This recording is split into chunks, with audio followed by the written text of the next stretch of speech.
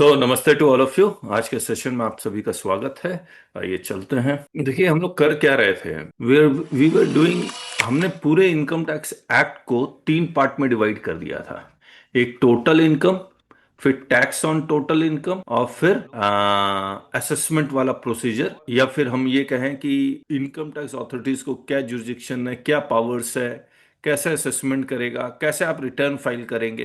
यानी कि इस असेसमेंट में self assessment and assessment by the income tax authorities दोनों आ गए। टोटल इनकम में अब ज्यादा हम लोग इस पे बहुत डिस्कशन हो गया, याद भी होगा। 5 हेड्स, 2 एडजस्टमेंट्स, डिडक्शन एंड उस टोटल इनकम आ जाएगा। डिडक्शन का एक बार सेक्शन अगर बताएंगे तो कौन सा, कहां से कहां तक है डिडक्शन का सेक्शन? सर 122 154। 122 से है या 121 से है? टू से सर है। इसमें 122 से 154। 154। इसके बाद टैक्स कैलकुलेट होना था 190 से, लेकिन इसके बाद जो सेक्शन है वो रिबेट एंड रिलीफ का है। Section sir 155 to 158। 158 rebate and relief, जो 87A वाला ये सब था। जैसे अब रिबेट एंड रिलीफ कहेंगे तो आपको डीटी डबल ए याद आना चाहिए। इसके बाद 159 एंड 160। 160, ये डीटी डबल ए है, करेक्ट। जी सर। जैसे ही डीटी डबल ए बोल रहे हैं आप, तो क्लिक करना चाहिए। DT double A international taxation है। इंटरनेशनल टैक्सेशन से ट्रांसफर प्राइसिंग याद आना चाहिए, यानी कि टीपी जी सर। 161 से 177। 177। ये टीपी लेके आया गया था for putting restriction on avoidance of tax, और उसी ये स्पेसिफिक अवॉइडेंस ऑफ टैक्स के लिए है टीपी। और जनरल अवॉइडेंस ऑफ टैक्स, यानी कि जनरल टैक्स अवॉइडेंस के लिए कौन सा सेक्शन, कहां से कहां तक? 178 टू 184। 184, करेक्ट। इसके बाद जो जनरल सेक्शन 147 148 में जो असेसमेंट होता है, unexplained investment, unexplained credit, unexplained expenditures, ये सारा कहाँ है? ये वो नहीं है ना मैंने जो बोला अभी। ये बात तो sir mode of payment in certain cases है, हाँ, mode of acceptance. Payment in certain cases है 185 वाला। 189 तक। 189 तक, यानी कि 269 एस एस टी टी वाला था। 185 से 189। 189, ये सीरियली हमने हो गया सेक्शन। इसके बाद सीधे टैक्स ऑन टोटल इनकम, यानी कि टैक्स कैसे कैलकुलेट करेंगे। Tax on special income. Special income 189 खत्म हुआ। 192, 198। 198, 198 है। जी सर, फिर उसके बाद tax as per new regime आ जाएगा। हाँ हाँ, सॉरी। फिर टैक्स, ये slab rate, rates in, sorry, tax on special income 190 से 198।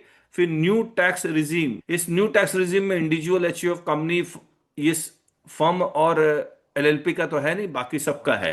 199 टू 205। 205। फिर मैट आ जाएगा, जी ऑब्लिक सर। एएमटी आ जाएगा। इसका इकलौता सेक्शन है 206। जी इसके सर। बाद tax on income of non resident and foreign company. Yes, non resident and foreign companies to 207, to 220। 220 तक। उसके बाद shipping companies, tax on pass through entity है sir. Sorry sorry, pass through entities क्या है ये? वो trust वगैरह का था ना सर, जो हाँ, सिक्योरिटाइज। 221 से 224। 224, और फिर शिपिंग कंपनी है ना? जी सर। 225 से 235। 235। इसके बाद सीधे आ जाएगा 236, यानी कि इनकम टैक्स अथॉरिटीज, उसके पावर्स, ये सारे। तो एक बार दिखला देते हैं आप। तो ये टैक्स हो गया सारा, ये हमने कर ही लिया आपके साथ। इसके बाद रिबेट रिलीफ का सेक्शन बता दिया, डबल टैक्सेशन रिलीफ बता दिया। ये हम लोग कर लेंगे अभी थोड़ी देर। इसके बाद हम लोग सीधे आते हैं इसमें, filing of return, assessment and appeal. मुझे एक बात बताइए, जो सेक्शन था 132, क्या है ये 132? पुराना बताइए। 132, section 132 of old act 1961 act, क्या है ये? सर सबका था सर। हाँ जी, सात से जरूर। सर्च सीजर था। 133 क्या था? और ये इंफॉर्मेशन कलेक्ट करेगा। सर्वे किस में था फिर? सर्विस 116 पावर में टू था। Service power to call for information था sir, power to call for information. 133। जी सर। और सर्वे किस में था? सर 133 ये में पावर ऑफ सर्वे। अच्छा, 133A में पावर ऑफ सर्वे है। 116 में क्या लिखा हुआ था? Income tax income tax authorities. Authorities. अगर जीएसटी के साथ, अगर आपको साथ कनेक्ट करूं, तो सर्च एंड सीजर जो इनकम टैक्स का ओल्ड एक्ट है वो 132 है। जीएसटी में कौन सा था? 67। हेलो, जी सर। इनकम टैक्स में सेक्शन 116 इनकम टैक्स अथॉरिटीज है। जीएसटी में 3, 4, 5 ये सारा आ गया। जुरिस्डिक्शन है, कौन कौन जीएसटी ऑफिसर्स कौन है, वो सारा 3, 4, 5 में लिखा हुआ था। अब जीएसटी अगर आप देखेंगे तो शुरुआत से 3, 4, 5 वहां से वो शुरू कर रहे हैं। इनकम टैक्स में आखिरी में है, करीब करीब बीच में है, समझ लीजिए आप। अब ये सारा, पहले तो आप इनकम टैक्स ऑफिसर्स को अपॉइंट करेंगे, उनका जुरिडिक्शन असाइन करेंगे, जुरिडिक्शन असाइन करने के बाद उनको पावर देंगे असेसमेंट का, करेक्ट है ना, या फिर सर्च एंड सीजर का। ये सारा कहानी जो पुराना जो सेक्शन था इनकम टैक्स एक्ट का, ओल्ड एक्ट, वो कौन सा था? 116 टू 138। और जो tax administration, income tax authorities and powers, इसका सेक्शन है 236 से 261। मैं क्या करता हूं, एक बार पुराना एक्ट, नया एक्ट निकालता हूं, आप मुझे बताइएगा। देखिए, tax administration authorities jurisdiction and function, for the purposes of this act there shall be the following classes of income tax authorities: CBDT, principal directors, director general of income tax और principal chief commissioner of income tax. और ये सीधे यहाँ पर income tax officer, assistant director या assistant commissioner, यहाँ से। तो ये जीएसटी जैसे है वैसे ही है, शुरुआत सुपरिटेंडेंट, उसके ऊपर असिस्टेंट कमिश्नर, उसके ऊपर डिप्यूटी, उसके ऊपर जॉइंट, उसके ऊपर एडिशनल, उसके ऊपर कमिश्नर, इस तरह वैसे ही सेम है, वैसे ही है ये सारा। इसके बाद appointment of income tax authorities, कौन अपॉइंट करेगा? The central government will appoint. फिर control of income tax authorities, CBIC, CBDT control करेगा। इंस्ट्रक्शन टू सबऑर्डिनेट अथॉरिटीज, इसमें एक लाइन मैंने पढ़ी थी, ये लाइन वहां जीएसटी में नहीं थी, यहाँ है। और इसमें ये लिखा हुआ है कि जो पावर लोअर अथॉरिटी को दिया हुआ है वही पावर हायर अथॉरिटी को ऑटोमेटिकली होगा। जीएसटी में हम लोग मान के चल रहे थे कि ऐसा ही है, लेकिन यहाँ लिखा हुआ है, ये रहा 241 subsection 2 में, any income tax authority being an authority higher in rank may, if so directed by the board, exercise the powers and performs the functions of an income tax authority lower in rank, and any such direction issued by the board shall be deemed to be the direction issued under this। अच्छा, may if so directed by the, अगर board direct करेगा तो higher ranking authority automatically lower ranking authority का भी power exercise कर सकता है। और इनकम टैक्स जीएसटी में ये लाइन ही नहीं है, तो हम लोग ये मान के चल रहे हैं कि हायर अथॉरिटी के पास ऑटो पावर है लोअर अथॉरिटी का, और यहाँ ऑटो नहीं है, बोर्ड के डायरेक्शन के द्वारा है। उसके बाद कौन सा सेक्शन है, हम लोग कौन सा सेक्शन कर रहे हैं आपके साथ? 236 से 261, जुरिडिक्शन ऑफ असेसिंग ऑफिसर्स। यहाँ पर फेसलेस का जो सारा केस सेक्शंस है वो 5, मतलब जो पावर्स है वो 532 में लिखा हुआ भी है। Power to transfer cases, change of incumbent, faceless jurisdiction of income tax authorities. आप मुझे बताइएगा कि ये पुराने एक्ट के साथ मैचिंग कर रहा है या नहीं कर रहा है। The central government may by notification make a scheme for the purposes of exercise of all or any of the powers and performance of all or any of the functions conferred on or assigned to income tax authorities under this act referred to in section 241, vesting the jurisdiction with the assessing officer under section 242, exercise of power to transfer cases under section 243, 244, eliminating the interface वगैरह वगैरह लिखा हुआ है। Same है क्या? ये sir almost same ही है। अब मैं आपको दिखलाता हूं 532 का एक सेक्शन। अच्छा, ये शेड्यूल में, power to frame schemes, the central government may by notification make a scheme for any of the purposes of this act so as to impart greater efficiency, transparency and accountability by eliminating the interface with the assessee or any other person to the extent technologically feasible, optimizing utilization of the resources through economies of scale and functional specialization यानी transfer pricing के लिए अलग officer वो appoint करते हैं, वैसे ही बाकी industry के लिए क्या वो अलग ऑफिसर्स अपॉइंट करेंगे। ये एक्साइज में large tax unit, small tax unit का जो कॉन्सेप्ट था इनकम टैक्स में है या नहीं है? एनीवन? सर इनकम टैक्स में ऐसा कुछ है तो नहीं। Okay, functional specialisation income tax में depending upon the income, depending upon the income. तो अगर मान लीजिए रिलायंस, तो इन्फोसिस, असिस्टेंट कमिश्नर के पास का इतने तक का इतने इनकम का पावर था पहले, हाँ। फिर जॉइंट कमिश्नर के पास इतना था, ओके, ईओ जो था, ईओ के पास 15 लाख के नीचे का तक का उनके पास असेसमेंट का पावर था। हाँ, लेकिन ये फंक्शनल स्पेशलाइजेशन है, ये क्या है? और जीएसटी में फंक्शनल स्पेशलाइजेशन कुछ नहीं है कि इनकम फंक्शनल सर ये कॉर्पोरेट, फॉरेन का अलग से है। कॉर्पोरेट सब कॉर्पोरेट अच्छा, का भी होता है, फॉरेन कॉर्पोरेट कंपनीज। हाँ, ये एनआरआई का अलग से है। Okay okay. But The central government may, for the purposes of giving effect to the scheme made under subsection 1, by notification direct that any of the provisions of this act shall not apply or shall apply with such exception, modification and adaptation as specified in the notification। तो इससे ऐसा कोई, ये 532 का notification कुछ नहीं आया है। पुराना सेक्शन कौन सा होगा? 532 का पुराना सेक्शन उसमें बुक में मिला होगा ना, 293 कंपैरिजन मिलेगा बुक में।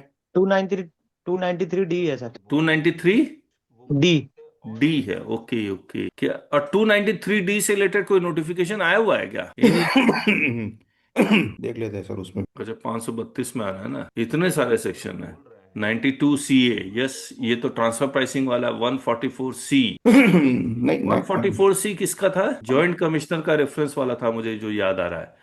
151A, यस सर, उसमें 144 ए था। अच्छा। 245R W, ये तो एडवांस रूलिंग वाला है। 245RW 250 अपेलेट वाला है। 264A, 264B, ये तो हाई कोर्ट सुप्रीम कोर्ट का अपील वाला है। और 293D, देखना पड़ेगा कोई नोटिफिकेशन आया है या नहीं आया। देख लेते हैं अभी। अभी कैसे देखेंगे, बड़ा मुश्किल है, कहाँ ढूंढेंगे। कंपैरेटिव में तो एनालिसिस दे रखा है उसके पीछे, तो उसमें एफएक्यू दे रखा है बस। हाँ सर नहीं, 157 2025 खोलिए तो नवंबर 6 का नोटिफिकेशन नंबर 157। एक मिनट,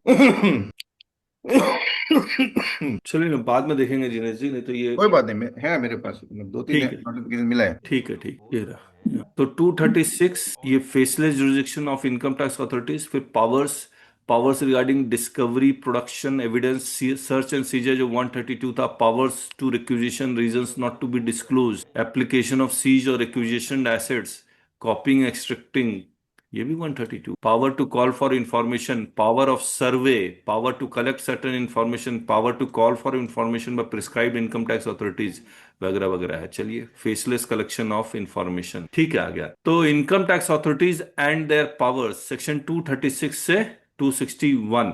इसके बाद आप return of income, return of income का जब पुराना सेक्शन बताएंगे। 139 139 139, 139। पैन अप्लाई करने के लिए सेक्शन कौन सा था? 139 ए 139A, बिलेटेड रिटर्न फाइल करने का सेक्शन कौन 4 सा? 104 रिवाइज रिटर्न 5 5। 5 5, डिफेक्टिव रिटर्न 9 9, 99 और सेल्फ असेसमेंट टैक्स 148 140। 140। 148 140 ए इसमें तो आप लोगों ने कमाल कर दिया, ये सारा याद है आप, ठीक है। तो ये पहले जो 139 टू 158 BI तक जा रहा था रिटर्न ऑफ इनकम, वो 262 से 267 तक है। असेसमेंट के सेक्शंस बताइए। इंटीमेशन 143 1 142 43 1 142 भी नोटिस आएगा सर। 141, 142 भी आएगा। ना 142 नहीं 142 तो ठीक है। 143 1 142 स्कूटनी। स्कूटनी असेसमेंट का सेक्शन, 142 सबसेक्शन 2। स्कूटनी 143 असेसमेंट 3 में होगा, और नोटिस किस में जाएगा? 2 में 2 में 142 होगा 2 में 2 जाएगा। बेस्ट जजमेंट असेसमेंट, 44 144 144 और इनकम स्किपिंग असेसमेंट 147 147 148। 147 147 से अगर आप देखेंगे तो 151 तक है शायद, है ना? पूरा पूरा हाँ। तो ये जो 139 टू 158 आई जो ब्लॉक असेसमेंट वगैरह है, वो सब यहीं पर आएगा। और यहां पर रिटर्न ऑफ इनकम फाइल किया।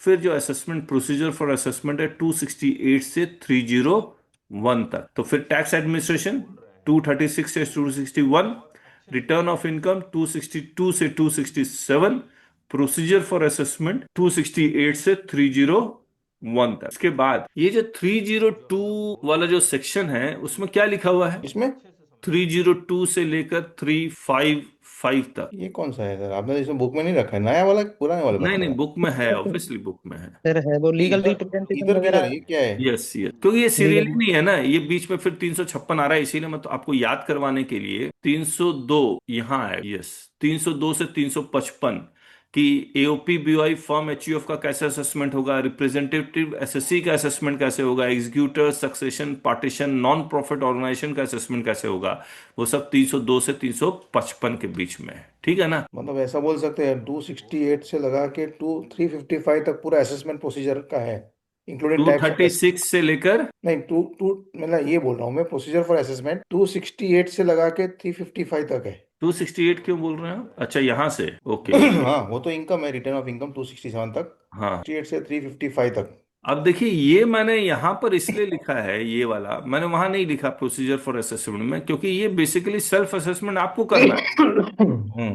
302 से 355 का एप्लीकेशन तो इसी टोटल इनकम को कंप्यूट करते हुए आएगा, है ना? इंटरेस्ट देना है या नहीं देना, फर्म को सैलरी देना है या नहीं देना, मैक्सिमम सैलरी कितना होगा, वो सब तो यहीं से आएगा ना, कि they are treated as separate legal entity वगैरह। तो 26 इसीलिए टू तो यहाँ लिखा 66। हुआ है। हाँ, चलिए, तो एक बार फिर से टैक्स एडमिनिस्ट्रेशन कहां से कहां तक है? 260 236 टू 261। 236 से 261, इसी में सारा सर्वे, और power to call for information, search and seizure, income tax authority, सामान भवन सब कुछ आ जाएगा। सब कुछ इसी में आएगा। और 236 से 261, फिर आप रिटर्न ऑफ इनकम फाइल करेंगे 262 से 267 267। फिर आपका असेसमेंट उस रिटर्न ऑफ इनकम के बेसिस पे असेसमेंट होगा। रिटर्न ऑफ इनकम फाइल नहीं करेंगे तो बेस्ट जजमेंट असेसमेंट होगा, या फिर ब्लॉक असेसमेंट हो जाएगा, इनकम स्किपिंग असेसमेंट हो जाएगा 268 से 301 तक। फिर 302 से लेकर 355 तक स्पेशल असेसमेंट स्पेशल पर्सन का है। हाँ फिर इसके बाद जब ये असेसमेंट हो जाने के बाद, डिस्प्यूट होने के बाद, you go for appeal, appeals to the appellate authority. जो पुराना 246 से 251 था, अब ये 356 से 360 है, तो 246 में 100 जोड़ दीजिए, 356 से 360। इसके बाद ट्राइब्यूनल 361 से 364। फिर हाई कोर्ट और सुप्रीम कोर्ट के दो ही सेक्शंस हैं, दो सेक्शन है, 366 और 367 एंड 360। एक चीज मैं और बता दूं, यहां पर जो भी प्रोसीजर्स दिए हुए हैं, आप ये समझ लीजिए 90% is similar to GST. In fact high court और सुप्रीम कोर्ट का तो मैं ये कह सकता हूँ 99% सिमिलर है, वही सब कुछ सेम। नहीं होगा, प्री डिपॉजिट वगैरह ये सब का शायद कहानी नहीं होगा, लेकिन एवरीथिंग इज सेम। इसके बाद ये जो अपील से रिलेटेड कुछ जनरल प्रोसीजर्स दिए हुए हैं कि 100% डिपॉजिट करना पड़ेगा, cost to supreme court amendment, exclusion of time taken for copy, ये 369 से 374 है। इसके बाद ये लोग कह रहे हैं अवॉइडेंस ऑफ रिपीटेटिव अपील 375 से 376। रिवीजन जो पुराना 263 एंड 264 हुआ करता था, 263 में इंक्रीजेज द इनकम, 264 में डिक्रीजेज द इनकम, ये अब 377 में इंक्रीजेज द इनकम, 378 में डिक्रीजेज द इनकम। रिवीजन का पावर किसके पास है? कमिश्नर के पास। और आप देखिए इनकम टैक्स में एक बहुत ही क्लियर कट लिखा हुआ है, either you have the option for appeal और फॉर रिवीजन, दोनों है नहीं। आप जीएसटी में रिवीजन का पावर है कमिश्नर के पास, डिक्रीज करने का, कमिश्नर का पावर, डिक्रीज करने का, डिक्रीज करने का नहीं है, याद रखिएगा, ओनली इंक्रीज है जीएसटी में। तो अपील में जाना पड़ता तो इसीलिए जीएसटी में एक ही रास्ता है, वो अपील का रास्ता है। करेक्ट है ना? अच्छा, एक बात और बताइए, जीएसटी में आप सेक्शन 161 क्या है? रेक्टिफिकेशन।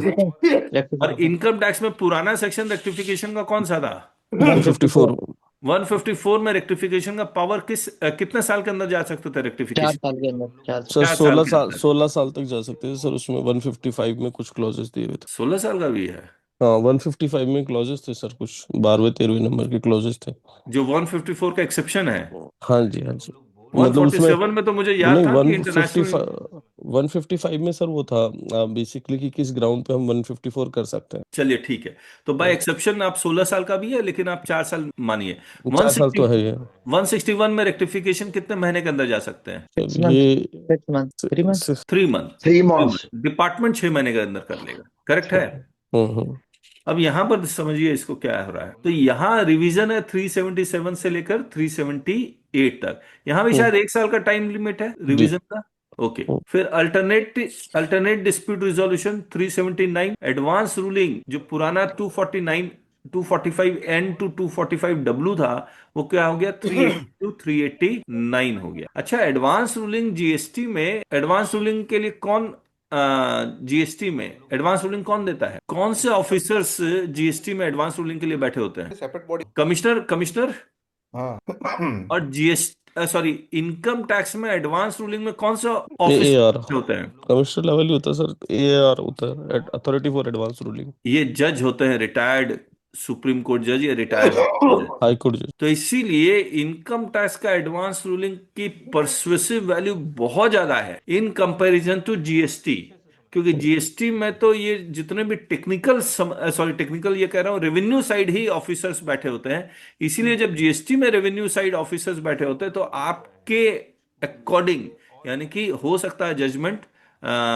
फेयर ना, बायस, लेकिन एडवांस इनकम टैक्स में ऐसा नहीं। सर वो जो टाइगर ग्लोबल का जजमेंट में कल डिस्कस कर रहा था, हाँ हाँ, वो बेसिकली एडवांस रूलिंग के अगेंस्ट ही डिपार्टमेंट गया था। उन्होंने रिजेक्ट कर दी थी जी उसे। जी जी, मैं शेयर भी कर रहा हूँ सर वो जजमेंट मतलब डिटेल एडवांस रूलिंग का जजमेंट सुप्रीम कोर्ट ने मान लिया?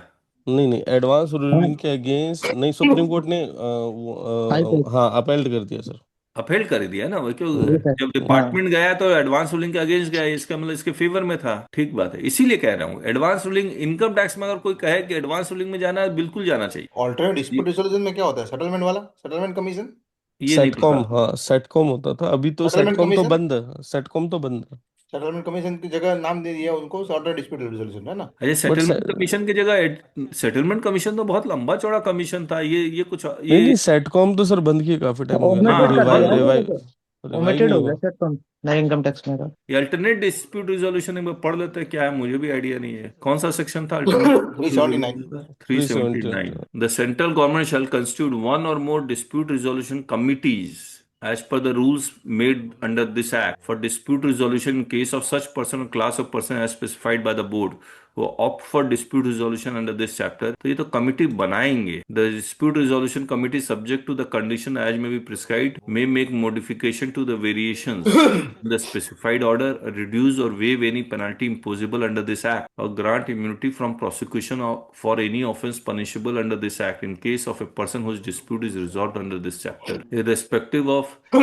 ड्राफ्ट असेसमेंट ऑर्डर जो ट्रांसफर प्राइसिंग के केस में होता था, ये वैसा ही है क्या? irrespective of anything contained in section 275 upon receipt of the order of dispute resolution committee under the assessing officer shall। ठीक है, वो तो हो गया। ये रहा draft as specified by the board and aggregate. अच्छा चल, ये कुछ अलग ही एक कमिटी बना देंगे ड्राफ्ट ऑडिट। मतलब मुझे लग रहा है कि हाई वैल्यू ट्रांजेक्शन्स में ये कुछ आप अल्टरनेट डिस्प्यूट रिजोल्यूशन में जा सकते हैं। 060। ये जब आएगा तब देखें। 379 एडवांस रूलिंग, 382 389, फिर कलेक्शन एंड रिकवरी। अब देखिए यहां पर हमने क्या किया, 389 के बाद सीधे 390 2422, इसी में TDS, advance tax, late fees, interest सब कुछ यही है ये, लेकिन इसी के बीच में collection and recovery of tax आ रहा है 411 टू 422, इसी का हिस्सा इसी के बीच में आ गया, इसीलिए यहाँ। सर ये डीआरसी था सर, 379 पहले, डिस्प्यूट रेजोल्यूशन कमेटी जो था। अच्छा, हाँ। क्या काम करती थी तो ये? सर ये बेसिकली अब जो सेटकॉम के अल्टरनेट के तौर पे ये लोग लेके आए थे, जैसे आप उसके बाद में ये लोग विवाद से विश्वास स्कीम लेके आए। तो उसमें ये था कि अगर कोई आदमी डिस्प्यूट में नहीं जाना चाहता, उसका जो है सर्च एंड सीजर हो गया और वो ज्यादा हंकी पंकी नहीं करना चाहता, तो वो वहां जाके एक बीच का रास्ता निकाल सकता था, जिसका पहले 345 एमए सेक्शन, ओके ओके, तो ये 240 सॉरी, सर्च एंड सीजर वाले ही जा सकते थे या कोई भी जा सकता था? Maximum sir search and scissor वाले जाते थे, या फिर जो इंटरनेशनल ट्रांजैक्शन वाले जो होते थे ना, प्रैक्टिकली जो देखे थे हमने, मैं बहुत पुरानी बात बता रहा हूँ, तो वो उसमें था, डिस्प्यूट रेजोल्यूशन कमेटी थी सर। ओके। हाँ, 245 एमए है सर इसका पैरेलल सेक्शन। हाँ ये लिखा ही हुआ है। मतलब इन्होंने हाँ बोला ही ना कि ऑल्टरनेट डिस्प्यूट रिजोल्यूशन में कमिटी बनाएंगे, सेंट्रल हाँ गवर्नमेंट डिस्प्यूट हाँ कमेटी हाँ। बनाएंगे, वही होगा। Refund 431 to 438, parallel section 237 to 245। Refund और रिटर्न ऑफ इनकम फाइल करने से रिफंड आ जाता है, करेक्ट? हाँ जी सर। सर। अलग से रिफंड एप्लीकेशन का कोई कॉन्सेप्ट नहीं है। नहीं सर। जीएसटी में अलग से रिफंड का ऑप्शन, रिफंड एप्लीकेशन है का जी। फाइल करना पड़ता है, लेकिन हाँ फिर ये सेक्शन मतलब क्या कैलकुलेट कर रहा है 431 से 438? सर ये बेसिकली जो पैसा अपना रिफंड, जैसे मान लीजिए कोई रिकवरी, जो रिफंड पे इंटरेस्ट लगता है, एक तो वो इंटरेस्ट दिया जाएगा। टाटा केमिकल का एक बहुत पहले केस हुआ था, उसके बाद इन्होंने अमेंडमेंट किए थे काफी सारे, तो इसी में ये था कि रिफंड के साथ में इनको इंटरेस्ट देना चाहिए, अगर if they are using the fund of the वो। तो वो एक तो इंटरेस्ट की बात है यहाँ पे कि इंटरेस्ट अपने को मिलेगा। दूसरा, जैसे मान लीजिए कोई केस चल रहा है, इन्होंने गलत रिकवरी कर ली, अपील इफेक्ट आया, फिर ऑर्डर आया, तो उसके बाद जो पैसा बच गया तो वो रिफंड इनका वो वापस देना, उसके बारे में भी ये बात था। तीसरी चीज सर इसमें देखा है मोस्टली केस में, जैसे जिसका पहले से डिमांड पड़ी हुई है पोर्टल पे, वो जमा नहीं कर रहे हैं, तो वो हाँ, 240 का नोटिस देके भी इसमें वो रिफंड को एडजस्ट कर रिफंड भी देते एडजस्ट कर लेते हैं सर। हैं। जी सर। तो बेसिकली एडजस्टमेंट की कहानी है क्या? कौन सा सेक्शन है? 432 ना? 431 से हैं सर 438 तक। 431 है सर, 237 का पैरेलल है। If any person satisfies the AO that the amount of tax paid by him or on his behalf or treated as paid by him or on his behalf for any tax year exceeds the amount with which he is properly chargeable under this act, for that year he shall be entitled to a refund of excess. Okay. Where the income of one person is included in total income of any other person under any provisions of this act, The later alone shall be eligible for a refund under this chapter. ठीक बात है. Where a person is unable to claim or receive refund due to him on account of death, incapacity, insolvency, liquidation or other cause, his legal representative or trustee or guardian or receiver shall be entitled to claim or receive such refund for the benefit of such person or his estate. Every claim for refund under this chapter shall be made by furnishing return. अच्छा यहाँ return लिखिए दिया 263 में. Refund for denying liability to deduct tax in certain cases. Refund on appeal. Correctness of assessment not to be questioned. ठीक है. Refund लेते वक्त आप assessment order को question मत कीजिए, उसके लिए अपील में जाइए. ठीक है. Where refund is due to the SSC, उसको इंटरेस्ट मिलेगा. मुझे लग रहा है कि ये रिफंड एप्लीकेशन के बारे में नहीं है, रिफंड के प्रिंसिपल्स के बारे में है बस. बिल्कुल सर, ये प्रिंसिपल्स के बारे में ही है। और कई बार क्या होता था, अथॉरिटी जो पहले जो क्या करती थी, मतलब जब एनुअल सिस्टम था तब ये बहुत ज्यादा रेलेवेंट भी था, क्योंकि अथॉरिटी क्या करती थी कि आपका अपील ऑर्डर आ गया या फिर एओ का ऑर्डर आ गया, फिर उसके बाद भी रिफंड प्रोसेस नहीं करते थे ये लोग। कई बार हाँ. बहुत टाइम तक होल्ड कर जाते थे सर। करेक्ट. और अभी फेसलेस में तो क्या इनकी अकाउंटेबिलिटी है थोड़ी बहुत तो है ही, तो फिर इनको करना ही पड़ता है। ठीक बात. ठीक. चलिए, तो रिफंड 431 टू 438. पेनाल्टीज जो पहले 270 से 275 तक था, और इसमें बहुत सारे अल्फाबेट्स थे. 271 का सीरीज था सर। 271 का सीरीज था. हाँ, तो अब सब 271 1C 11B। करेक्ट. अब वो 439 टू 472 है. ऑफेंसेस एंड प्रोसिक्यूशन 473 से 498. इसमें अरेस्ट के भी प्रोविजंस है क्या इनकम टैक्स में? अरेस्ट हाँ जी सर। पॉसिबल है? हाँ सर। नहीं सर, प्रोसिक्यूशन है सर. सर 489 में है, 489 में है, 489 है, 490 है। लेकिन अरेस्ट करके कुछ नहीं लिखा हुआ है. प्रोसिक्यूशन वर्ड ही लिखा हुआ है। नहीं, वो ऑब्वियसली प्रोसिक्यूशन में तो अरेस्ट होगा. मैं ये कह रहा हूँ इनकम टैक्स अथॉरिटी के पास अरेस्ट करने का पावर नहीं है, वो तो कोर्ट के थ्रू अरेस्ट होगा जब भी होगा फिर. अब वो इम्पोज्ड है सर, मतलब इम्पोज बेसिकली जैसे पेनल्टी इम्पोज की जाती है बाय द ऑर्डर, तो वो प्रोसिक्यूशन भी बाय द ऑर्डर होता है। 489 प्रोसिक्यूशन. हम्म।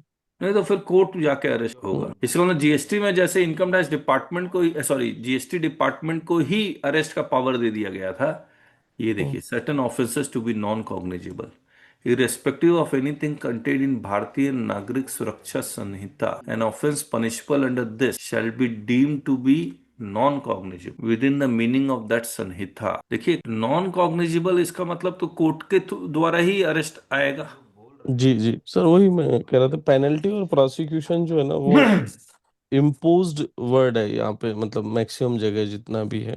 देखिए, offences tribal by special court irrespective of anything contained in the भारतीय नागरिक सुरक्षा संहिता. The offense punishable under this chapter shall be triable only by special court if so designated for the area or areas for cases or classes or group of cases as the case may in which offense has been committed. अब lower court में ही जाना पड़ेगा. Lower court में भी देखिए, family court अलग है, property court अलग है, तो अलग अलग जज को डेजिग्नेट किया गया है. और यहाँ पर ये कह रहे हैं कि वो स्पेशल कोर्ट बनाएंगे. कितने हैं? स्पेशल कोर्ट में upon A complaint made by an authority authorised in this behalf undertake cognizance of the offence for which accused is committed for trial. For the purposes of subsection 1A, the court competent to try offences under section 520, which has been designated as a special court under this section, shall continue to try the offence before it or offences arises which has not been designated as trial of offences as summons case. Application of भारतीय नागरिक सुरक्षा संहिता. ठीक है, वो तो पूरा applicable हो जाएगा. ठीक, पढ़ेंगे हम. तो 473 to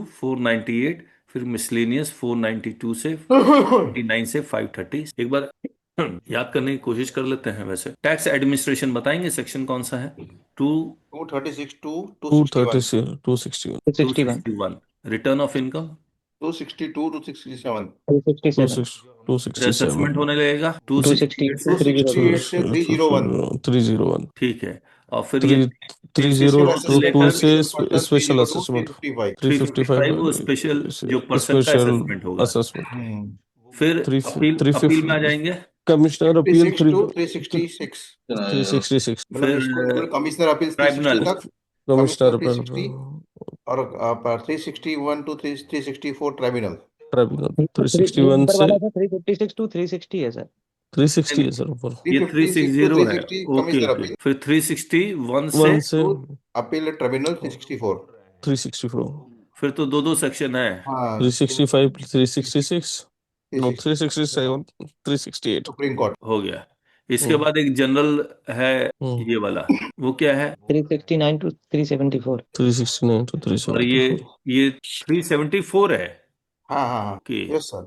और एवरेज रिपीटेड 375, 375। और ये हम्म रिवीजन, नहीं 377 एंड 378 है ये वाला हम्म रिवीजन वाला। यहाँ आप कुछ गलत बता रहे हैं। 369 से 374 ही लिखा है सर, जनरल प्री डिपॉजिट वाले में। अच्छा, रिपीटेटिव अपील 375 एंड 376 है, 6 ओके। दो है ये दो हैं, okay. Hmm alternate dispute resolution 379, advance ruling 379 380 to ruling 389 advance 382 से 389 380 से 380। खुश हो जाएगी फिर कलेक्शन एंड रिकवरी बीच में आ रहा है, जो बेसिकली 390। 390 से लेकर 422 तक 422 तक का है। इसके बाद इंटरेस्ट एंड फीस। ठीक है, रिफंड भी, रिफंड का कौन सा सेक्शन से है? 431 to 438। 431 से 438। उसके बाद जो मोस्ट इंपॉर्टेंट हम लोग के लिए पेनल्टीज है एंड ऑफेंसेस एंड प्रोसिक्यूशन है। पेनल्टीज पेनल्टी सर आप 439 to 472। 472, 439 to और 470 ऑफेंसेस एंड प्रोसिक्यूशन 473 to 473 से 498। 498 498 है। और फिर मिसलेनियस आ गया 499 से 536। 536, 536 सेक्शन है टोटल। ठीक है, बहुत बढ़िया। अब हम लोग ने क्या किया, ये सीरियली अरेंज किया हुआ यहाँ, income tax act 2025, income tax act 1961, preliminary 1 to 3, number of section 3, फिर basis of charge 4 to 10, incomes not forming part of total income 11 to 12, फिर ग्रॉस टोटल इनकम 13-14, सैलरीज, मैं बोलता जाऊं आप बताते जाइएगा, मैं शेयरिंग हटाता हूं, है ना। Salaries, 15 to 15 to 19। 19 house property 20 to 25।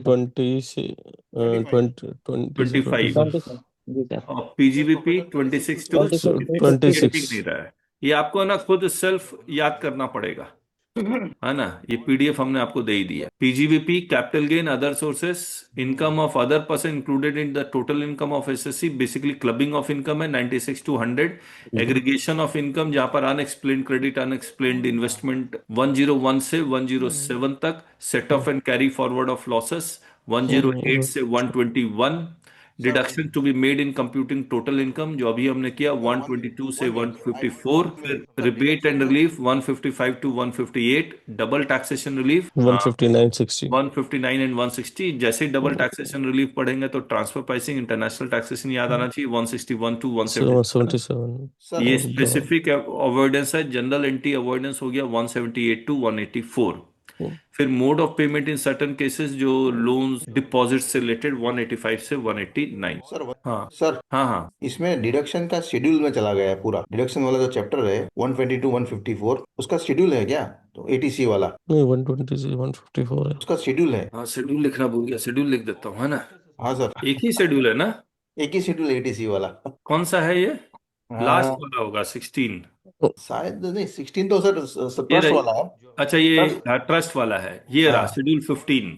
हाँ। और परमिटेड मोड्स ऑफ इन्वेस्टमेंट्स और डिपॉजिट्स जो है, हाँ। ठीक है, फिर टैक्स ऑन स्पेशल इनकम 190 से 198, न्यू टैक्स रिजिम 199 से 205, फिर मिनिमल अल्टरनेटिव टैक्स या अल्टरनेटिव मिनिमम टैक्स 206, फिर foreign companies, non resident and foreign company 207 से 220, फिर पास थ्रू एंटिटीज है 221 से 224, फिर शिपिंग कंपनीज 225 टू 235, फिर इसके बाद income tax authorities powers jurisdiction आने लगा 236 टू 261। इसका नंबर ऑफ सेक्शंस हमने नहीं लिखा, जरा बताएंगे कोई? 20 और 5 26 है। 26 सेक्शन। 26। फिर रिटर्न ऑफ इनकम 262 से 267, फिर procedure for assessment, return of income बाद प्रोसीजर फॉर असेस का नंबर ऑफ सेक्शन बताइए। 32, 33, 33 है ना? 33 है। नहीं, 11 में से 8 गया 3, 34 हो। 34 ही है। हाँ, फिर special provisions relating to certain person 302 से 355, इसमें assessment of 54 AOP, BOI firm, ये सब आ जाएगा। क्या है इसका, कितने नंबर ऑफ सेक्शन? 54 होंगे सर। 5, 2, 300, 350, 54, सबसे ज्यादा इसी में है।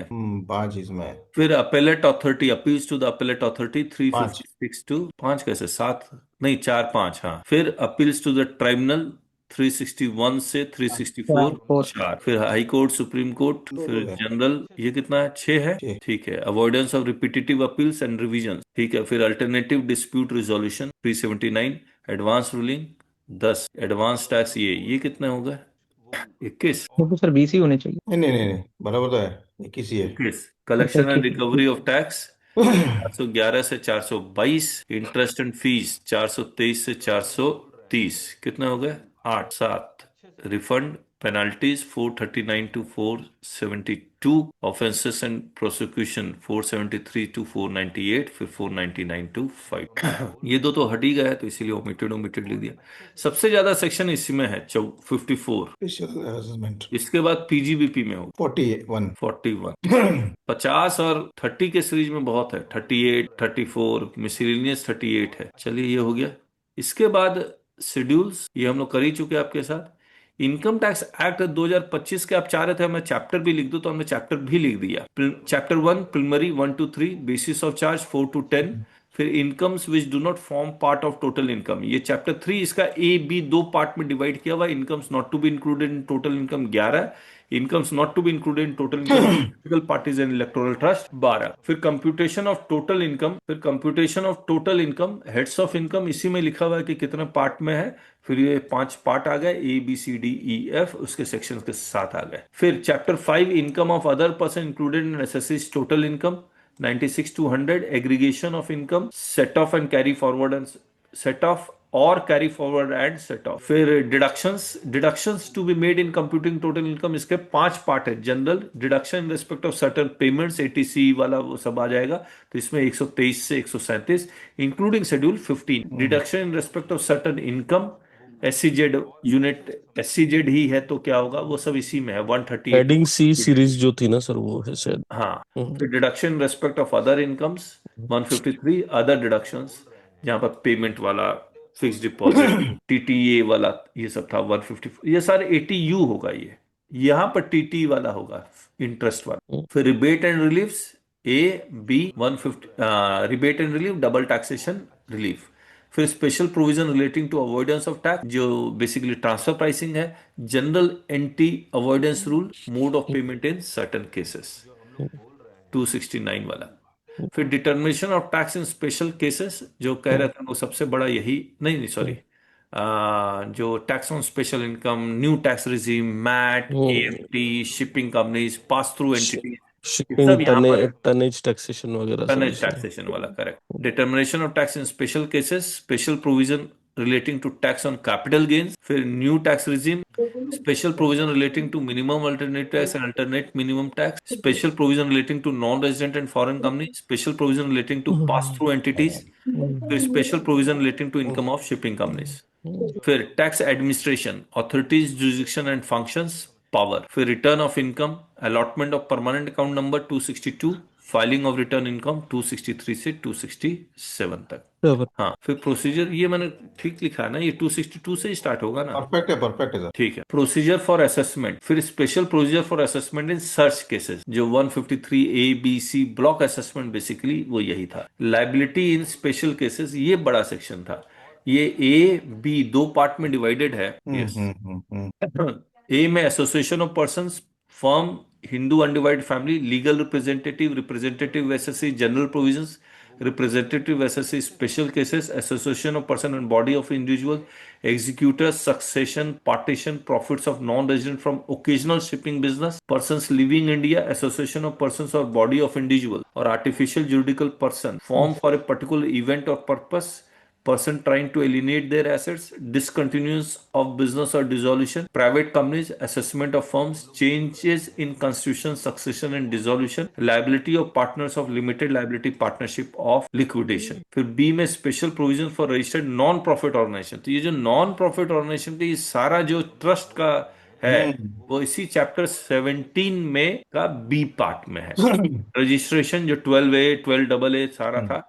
Income of registered non profit organisation 11-12, commercial activities by registered non profit organisation, compliances, violations, approval for purpose of deduction under section this, interpretation में सारे डेफिनेशंस दिए हुए हैं। फिर appeals and revisions and alternate dispute resolutions, ये 3 part में, A में appeal, B में special provisions for avoiding repetitive appeal, C में रिवीजन बाय प्रिंसिपल चीफ है, या 263 264 पुराना वाला, या 377 378 नया वाला। अल्टरनेट डिस्प्यूट रिजोल्यूशन, ये कमिटी और एडवांस रूलिंग। अच्छा, अल्टरनेट डिस्प्यूट रिजोल्यूशन में एडवांस रूलिंग भी डाल दिया। तो ये था चैप्टर 18। 19 में collection and recovery of tax, जो टीडीएस, एडवांस टैक्स, इंटरेस्ट, सब कुछ इसी में, ये 5 पार्ट में ABCD है। Refund, penalties, offences and prosecution और मिसलिनियस। तो 23 चैप्टर 536 से हम लोग इससे शुरू करेंगे। इसके बाद जो हम लोग आपको एक ये FAQ दे दूंगा। इस समारी का सर PDF में दूसरे देने से अच्छा होगा। क्या कह रहे हैं कौशिक तो जी? इस समारी ना, को बहुत बढ़िया बनाया सर आपने। अब जो बनाया ना वो PDF ग्रुप में देने से अच्छा होगा। हाँ, वो सब दे देंगे। फिर ये सेक्शन कंपेरिजन 1961 टू 2025, ये सभी लोग कर रहे हैं। मैंने ICAI का भी बुकलेट देखा था, उसमें भी लिखा हुआ है। आप समझ लीजिए वैसा ही है, इसमें कोई मतलब हमने। आपका प्रेजेंटेशन अच्छा है। धन्यवाद कौशिक। तो ये इस तरह से सारा है। तो इसमें आपको कुछ मेरे तरफ से कुछ नया नहीं मिला, ये वैसा ही है जो सारे लोग बना के दे रहे हैं। जो नया था, जो हमने बनाया है, जिसमें दिमाग लगाया है, वही पहला चौथा। इसके और फिर FAQ, तो इसका मैं बुकलेट आपको दे दूं। ये मैंने PDF बना लिया है। थोड़ा सा मुझे करेक्शन 2025 और 1961 में करना है, वो मैं कर। एक चीज हम लोग और बना रहे हैं, मैं दिखला देता हूँ आपको, अभी कंप्लीट नहीं है। Summary book on income tax. अरे अच्छा, एक देखिए, बेसिक कॉन्सेप्ट्स, इसमें हम छोटा छोटा पॉइंट लिख रहे हैं। Concept of income, revenue receipt, revenue expenditure minus होगा, फिर वो, और यहीं पर हम लोग कुछ कुछ सेक्शन भी लिख दे रहे हैं, देख रहे हैं। फिर definition of income include salary, rent, profit, dividend, definition of tax years, uses of tax year in income tax act, current tax year, later tax year, preceding tax year, such tax year, subsequent tax year, relevant tax year, during the tax year. इस तरह से शब्द use किए हुए हैं जब income tax act देखेंगे। Exceptions to tax year, income of the current tax year taxable in the current tax year itself instead of subsequent tax, या लेटर टैक्स ईयर भी लिख सकते हैं हम लोग। तो income of a non resident shipping company 316, 317 income of person living India with no intention of returning to India. तो ये exception to the previous year पुराना था। Definition of person, definition of, फिर जब scope of total income and residential status आएंगे तो section 5 and 6, resident, non resident, resident 2 part में, और रेजिडेंट, ऑर्डिनरी रेजिडेंट, ये 2 तरह की इनकम कमाता है, नॉट ऑर्डिनरी ये, फिर ये इनकम कमाता है, टैक्सेबिलिटी के बारे में लिख दिया। फिर determination of residential status 2 to 8 individual है, 9 में ये सब हम लोग करेंगे आपके साथ। लेकिन सबसे पहले हम लोग TDS और एडवांस टैक्स, इंटरेस्ट, वो सारा कम। तो मैंने बहुत कुछ बना लिया है, जैसे सैलरी में भी बनाया, अभी बचा हुआ है बहुत। तो ये किताब जब बन जाएगी, चलिए कंप्लीट। Yes sir. अब देखिए, मैं बता देता हूँ आपको, मैं अब ट्रैवल करूंगा तो मैं आप लोग से अब नेक्स्ट थर्सडे ही मिल, इनकम टैक्स। ओके। ठीक है, अब हम लोग लिटिगेशन डिस्कशन में नहीं, direct next Thursday income tax में मिल रहा है। ठीक है सर, हैप्पी वॉयज, बेस्ट। चलिए, thank you so much, bye then. और तब तक थैंक आप यू क्या सर। कीजिए, प्रिंट आउट निकाल लीजिए, याद कर लीजिए। मैं आज शाम तक किसी भी हालत में आपको PDF भेज perfect sir, thank group you. में ओके। शेयर कर दूंगा। Okay print sir. Out 100-150 page का प्रिंट होगा वो, करीब करीब। ठीक है। कोई बात नहीं, बहुत ही बढ़िया। चलिए, okay sir, then, thank you so much, bye. Thank you sir.